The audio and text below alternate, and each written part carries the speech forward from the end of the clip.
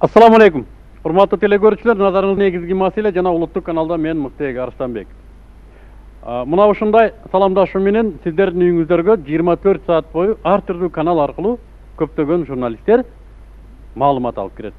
Ал маалымат менен балким сиздердин пикириңиздерди пайда кылат, балким сиздердин күнүмдүк турмушуңуздардын нугун өздөрү каалаган нукка бургусу келет. Негизи коомдук пикир, коомдук жашоонун багытын оңдойт же бузат. Ар бир мамлекет эгер өзүнүн түзүмүн сактап калгысы келсе, менимче анын түзүмүн бузуучу көптөгөн кооптуу маселелердин ичинде маалымат дагы коопсуздугун камсыз кылууга аракет кылат. Бүгүн биздин мамлекеттик коопсуздук системасында маалыматтын орду кандай? Ошол жөнүндө учкай болсо да сөз кылып өтөлү. Аягына чейин биз менен болуңуздар, бул негизги маселе.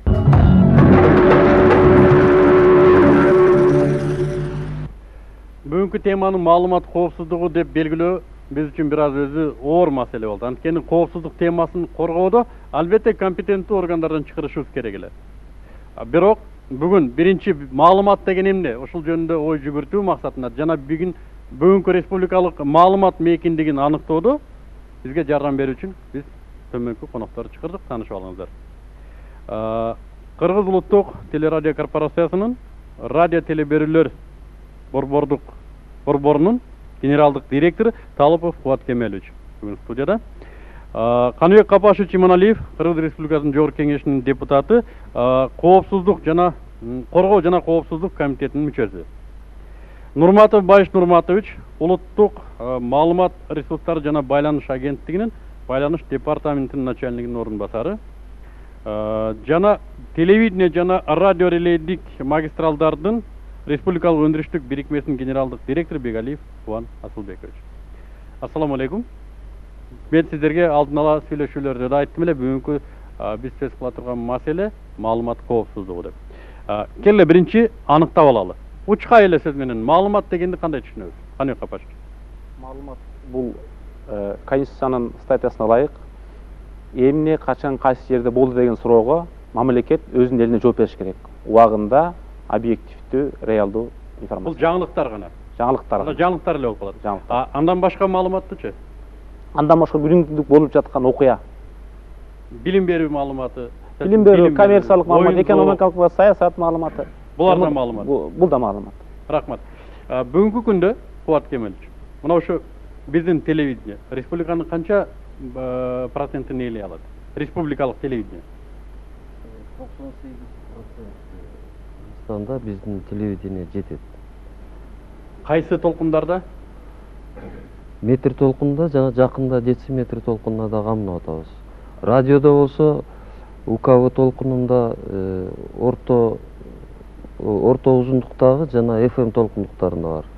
98% деп атат. Бирок биз канча көп билет жакка чыгабыз? Көп жерде бизди телевизор көрсөтпөйт деп айтат. Ал көрсөтпөгөндөрдүн ар кандай себептери болот. Бир күнү мага бир губернатор айткан, силердин телевизор свет өчкөндө эле өчүп калат деп. Ошол өңдүү нерселер көп болот. Андан сырткары биз кыдырып көргөндө да карап атабыз. Антеннаны Өзбекстанды каратып коюп, эмне үчүн Өзбекстан көрсөтөт, Кыргызстан көрсөтпөйт дегендер да болот. Анын себептери көп, бирок азыркы күндө такыр эле Кыргыз каналын көрсөтпөгөн айылдар бар экен. Мисалы үчүн алыс кетпейли, мына Асылбаш. Мен кече ошо көрсөтүүнү даярданып атканда Асылбаш айылынан бирөөлөр менен сүйлөшүп калдык. Мына Бишкектин эле алдында. Бул айылда такыр көрсөтпөйт. Буга окшогон мисалы үчүн Баткен областында бар, Ош областынын четтеринде, Жалал Абад областынын четтеринде. Бул былтыркы жылдын август айына чейин ушундай дооматка биз макул дейчүбүз. Былтыр августта спутник системасы кирди. Бир өгүстүн баасына антенна сатып алсаңар, кай жерде болбосун көрө аласыңар. Маалыматтын баасы бир өгүз. Агай, мынагу улуттук маалымат жана байланыш агенттиги. Бул эмне менен шугулданат? Буну биз байланыш электрический, анан кийин электро жана почта ошону регулировать этебиз. Биз регуляторбуз. Толкундар жыштыгы. Толкундар жыштыгы бизде лицензия, сертификация ушулар. Жеке менчик телекомпаниялар силерден лицензия алат. Ооба. Телекомпания же радио компания кимдир бирөө ачам десе силер аркылуу. Ооба. Эми жалпыңыздарга суроо. Кыргызстанга ушу маалымат коркунучу барбы четтен? Чет жакадан алганда. Принцип распространения радиоволн, он границ не имеет. Ее нигде не запретишь. Можно на территорию Кыргызстана вещать с Европы, с Западной, посредством средневолновых систем. С Узбекистана. В основном принцип взаимодействия операторов связи происходит на границах. Вот там происходит неопределенная ситуация, где Кыргызстан мешает, допустим, Узбекистану, Казахстану, а Казахстан мешает Кыргызстану. Мешает деген система вещания мешает. Да, система вещания, то есть есть определенная договоренность. Если Республика Казахстан вещает на 7-м канале, то есть мы не имеем права на данной территории вещать на 7-м канале. То же самое в Ферганской области. Самая конкретная причина, которая стоит вопрос, это в Ферганской долине. Мы жалуемся на средства массовой информации Узбекистана. Узбекская республика жалуется на средства массовой информации Кыргызстана. То есть КТР в Фергане, он тоже доступен для жителей Ферганской области, Узбекистана. И, допустим, тем же цензуре Узбекистана не нравится освещение, допустим, каких-то вопросов мировой политики или местной политики. Или взаимоотношения да, между взаимоотношениями, да. Тем самым вот эта проблема очень большая. Ее никто в мире ее не сможет изменить. Мындай бир дүнүйөлүк бир мекеме барбы? Уюм ушу чегарадагы мамилелерде радио толкундарды, теле толкундарды кандайдыр бир кубаттуулугу чектелип турсун деген бир мекеме барбы? Ооба, мекеме бар.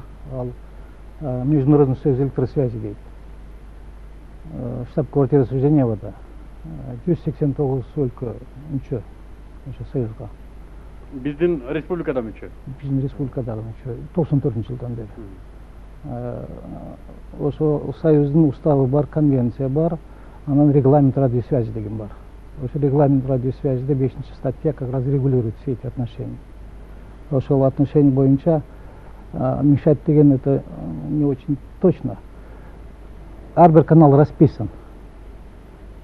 Өзбекстанга кайсы каналдар кай жерде кандай станция болуш керек, Кыргызстанда кандай станция болуш керек, Казакстанда и так далее. Ошон үчүн мындай ресурс боюнча паритет бар.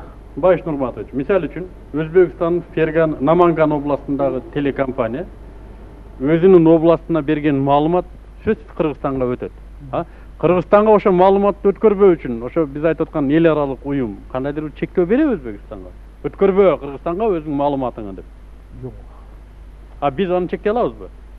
Кыргызстандын маалымат коопсуздугуна кандай бир факторлор бар? Биринчиден, жана Кубат Кемеш айтып кеткен кошумча, бул акыркы маалымат Кыргызстандын 64 айылында 100 миңге жакын биздин мекендештерибиз бир да кыргыз каналын көрбөйт, жана сиз айткан факты туура. Экинчиден, биздин түштүктө 60% эл жашайт, аякта коңшу мамлекеттин 5 каналын көрсөтөт.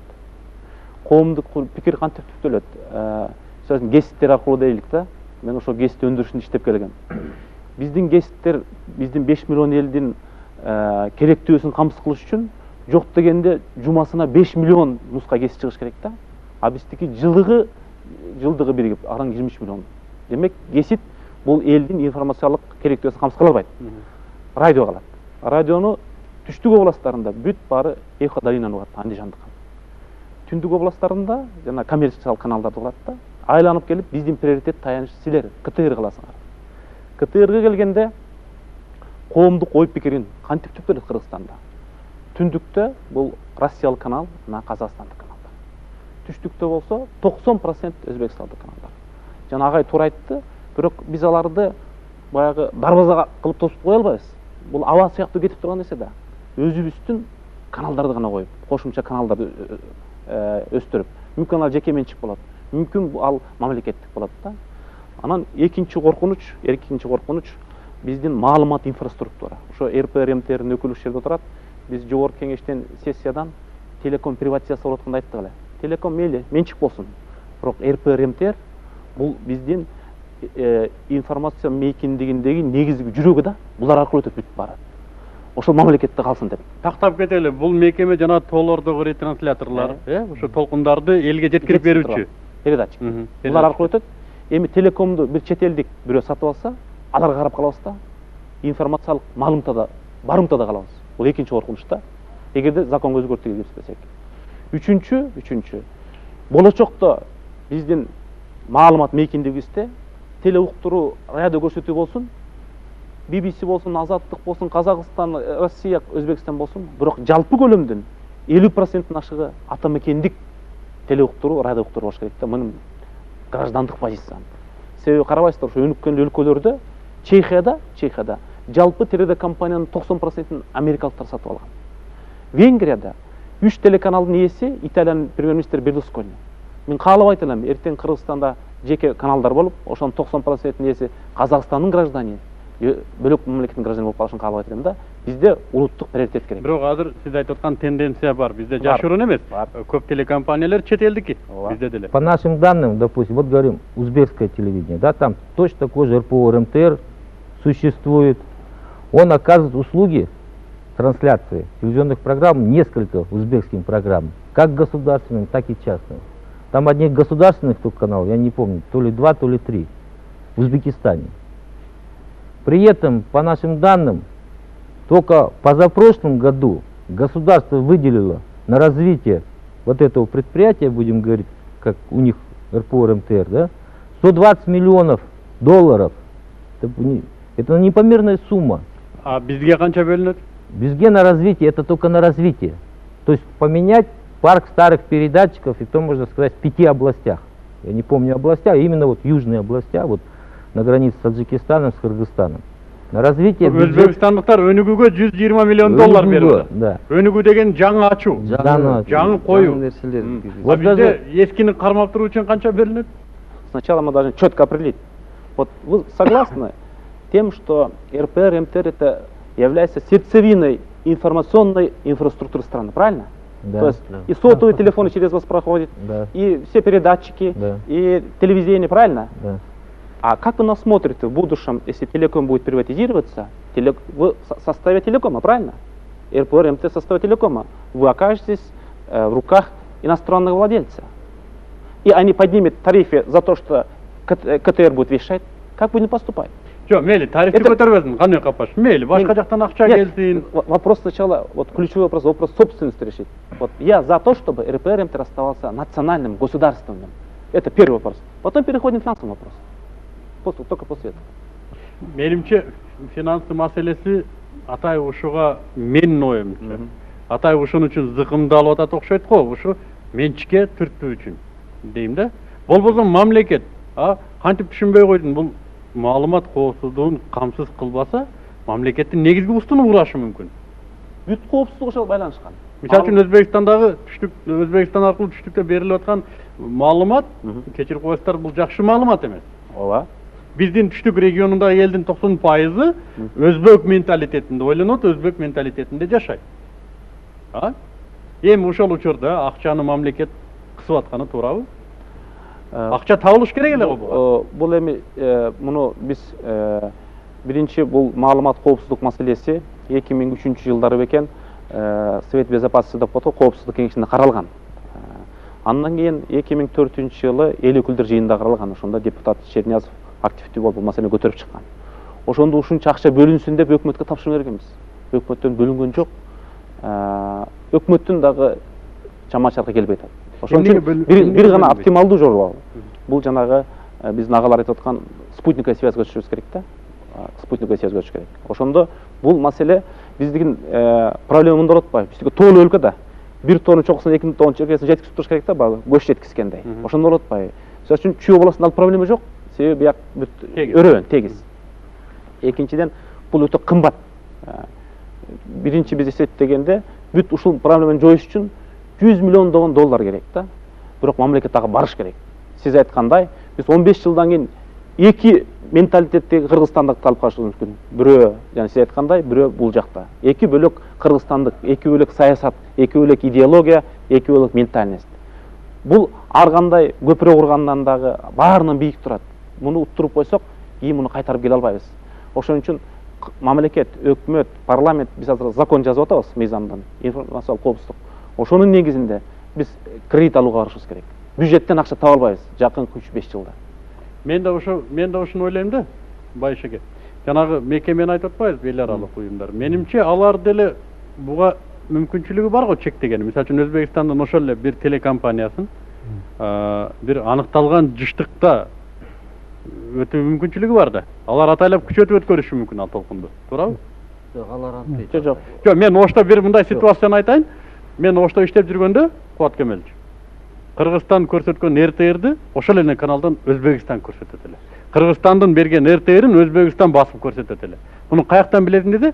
Өзбекстан ролигинен билет элек. Реклама ролигинен. Демек, бул кандай деп аталат? Ал туура. Ал паритет койгон. Эки өлкөгө чек арада паритет болуш керек, тең. Мына сизге деле мага деле уруксат берилген Мерседес айдаганга. Бирок сиздин ага мүмкүнчүлүгүңүз жетпейт, алардыкы жетет. Ошол айырым. Биз эмне кылышыбыз керек эми? Эми пример, жанагы эхо-долина деп атасыз.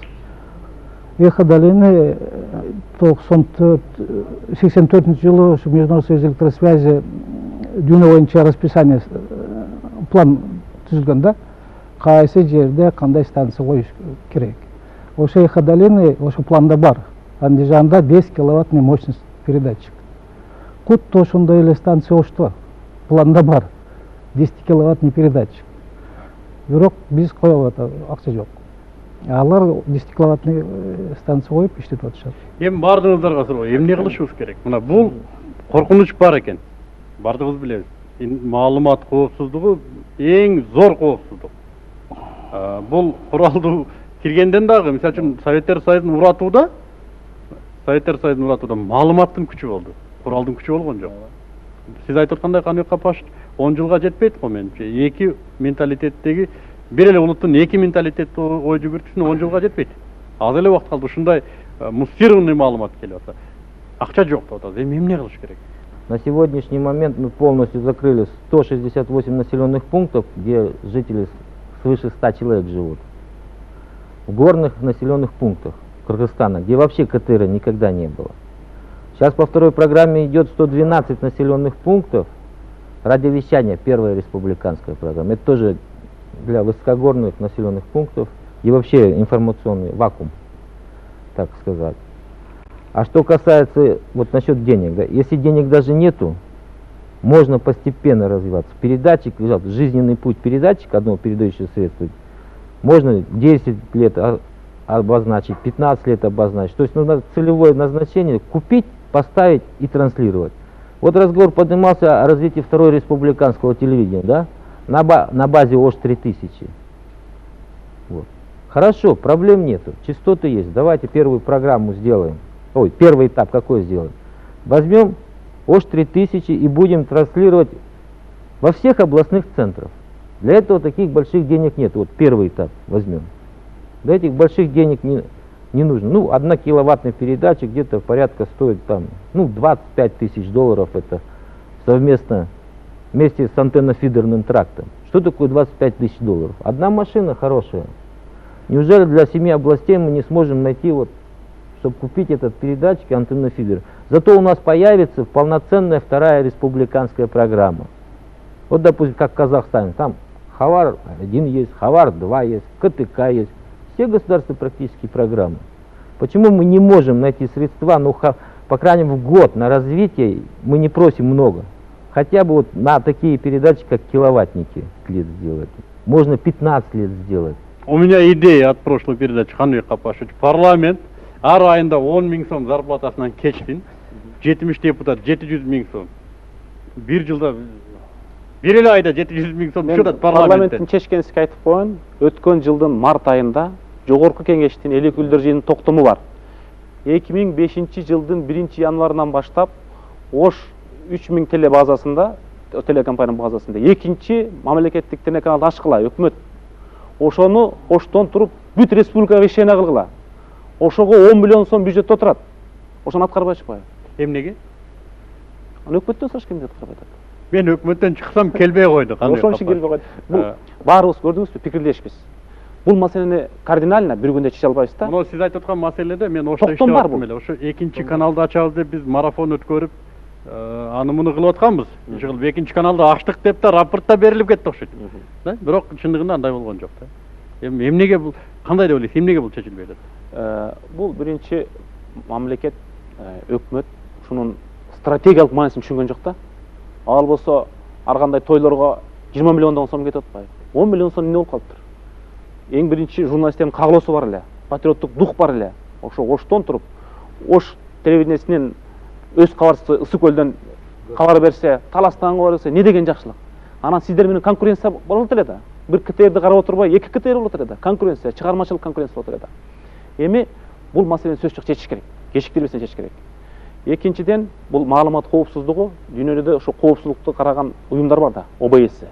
Бизге жанагы хвастаханычтыгы радиацияга берип атпайбы? Чек ара коопсуздугуна берип атат. Ошолорго кайрылыш керек. Биздин парламент, биздин өкмөт ошондой гранттарды бергенге. Үчүнчүдөн, жанагы биз комитетте карап атабыз. Биринчиден, эл өкүлдөр жыйынынын эмне үчүн токтогонун өкмөт аткарган жок. Экинчиден, ушул маалымат коопсуздугу жөнүндөгү мыйзамдын долбоору даяр. Аны баарыңыздарга таркатып беребиз. Мүмкүн жаңы жылга чейин кабыл алынып калышы мүмкүн да.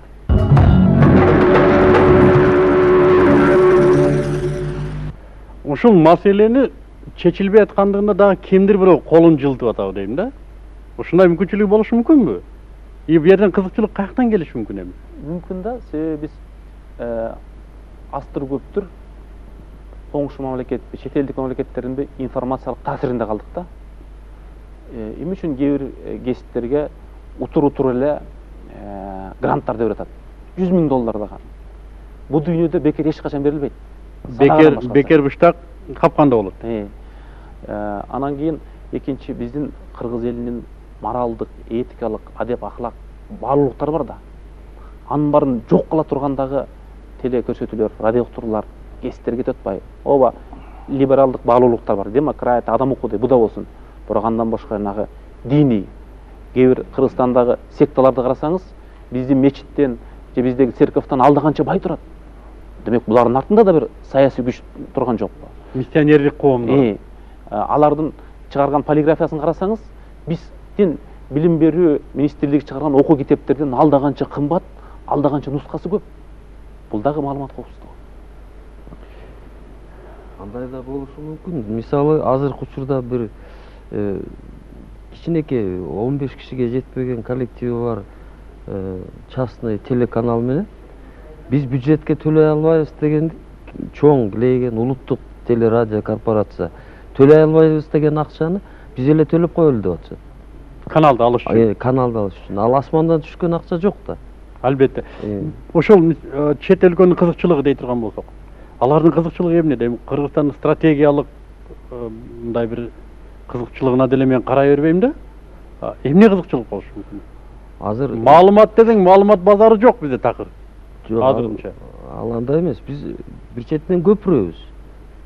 Анан кийин маалымат жана айтып өттүк, чек ара дегенди билбейт. Ушул жерден отуруп алып баардык дүйнө жүзүнө маалымат кетирсе болот. Керек болсо бизде дүйнөлүк маалымат борбору боло турган мүмкүнчүлүк бар. Мисалы азыр мына географиялык мүмкүнчүлүк. Географиялык тоонун башында турабыз, таптаза. Ошон үчүн көп эле кызыкчылыгы бар, айрыкча маалымат жагынан. Эми менде акыркы суроолордон. Мына биздеги башка көптөгөн телекомпаниялар бар. Өзбекстан, өзбек тилинде айткан Ошто телекомпаниялар бар. Орусча көрсөткөн Бишкекте телекомпаниялар, алардын артында ким турат бир Кудай билет. И аларды ачып атканда кээ бир чөнтөгүн томпойткондор билет. Да? Эми мамлекет мына ошолорду да жана сиз айтып аткан кызыкчылыкка бурса болобу? 90% кыргыздын кызыкчылыгында болсун, кыргыз тилинде болсун, кыргыздын үрп адатына багытталган болсун. Тияктан келип аткан маалыматка балким ушинтип бир каршылык көрсөтө алар белек. Бул эми эл аралык мыйзам менен чечилет да. Казакстанда мындан 90-жылга караганда казак тили абдан өнүктү да. Мамлекеттик тил катары. Анын мыйзамдык негиздери абдан жакшы түзүлгөн да. Мисалы үчүн Казакстандын телеканалдарында казак тилиндеги теле берүүлөр 60%-дан көбүрөөк болуш керек да. Биз эми андай кардиналдуу жакка барсак, биздин мекендештер бар да. Орус тилиндеги бизге көнүп калган традициялуу ошолор чочутуп албаш үчүн андайга эмес, мен жалпы биздин 24 саат күндө теле уктуруу болсо же радио көрсөтүү болсо, анын ичинде BBC, Азаттык, РТР, ОРТР, Жаштар, Наманган, Андижан, Хабар баары биригипкенде 50%-тен ашыгы ата мекендик болсун. Ошондо биз алып аткан маалыматтардын 50%-тен ашыгы биздин ата мекендик өндүрүш жасап атат. Демек ата мекендик кызыкчылык бар деп түшүнөм да. Биз ошону ушул мыйзамга киргизели деп атабыз да. Бирок баары бир менталитетти киргизиш керек го. Кандай Капашов. Мына ошо басым жасаш керек го. Эми бирөөлөр тарынат деп отура берсек, өлбөдүл. Кайра мына ошо кейпибизге келебиз го. Мындан да начар. Ал эми бул маалымат коопсуздугу эмес, ал идеология жагында чечилчү маселе да. Мен бул маалымат коопсуздугу деп карайт элем. Саныбек эсе тияктан келип аткан маалыматка биз өзүбүздү каршы даярдайт элек да. Ар бир компания өзүнүн продукциясы басымдуулук кылыш керек. А бизде кайсы частный компанияны албайлы 90% перетрансляция. Ошол эле НБТ же башкаларды коет, өзүнүн продукциясы жок. Собственный вещание жок. Өзүнүн продукциясы болсо, ал уш жердин материалы менен продукция жасайт да. Уктуруу жөнүндө, коомдук уктуруу жөнүндө мыйзамдарды талкуулап, сиздер келдиңиздер, биз аны талкууладык. Биз ушундай деп киргизели дедик. Жеке менчик телестудияларга өзүңөр даярдаган, мисалы үчүн Корт, Пирамида, НБТ-лар чыгып атпайбы, НТС-тер. Өзүңөр даярдаган телепродукция 50%-тен ашык болсун деп мыйзамдык койдук, ушундай талапты. Мыйзамга алып элек. Бирок алар айтып атат, антсек биз ошонун баарын даярдаганга ага акча жетпейт, банкрот болуп каласыз. Ошону мындай бир эме кылсак да, этабы менен кылсак. Кредиттерди алсын, гранттарды алсын. Менимче ушу туура ырычак болот го.